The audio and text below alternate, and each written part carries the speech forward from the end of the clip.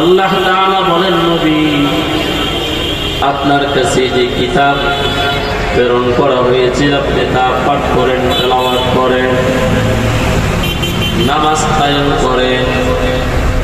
আল্লাহ নিজে কোরআন পয়গম্বরের কাছে নাজিল করেছেন, আবার নবীকে কোরআন তেলাওয়াতের হুকুম দিয়েছেন।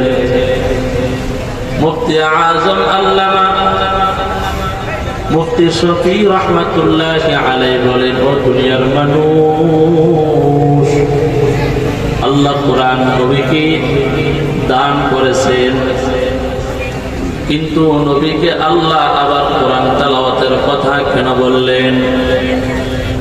আমার যুবক ভাইয়েরা, বৃদ্ধ বাবারা, পর্দার আড়ালের মা বোনেরা, দিলের কান লাগায় কথাগুলো শ্রবণ করেন। কোরআন নবীকে তেলাওয়াত করার কথা এই জন্য বলেছেন, নবী এক সময় দুনিয়ায় থাকবে না, কিন্তু কোরআন দুনিয়ার মধ্যে থেকে যাবে। আখির জামানার পয়গম্বরের উম্মত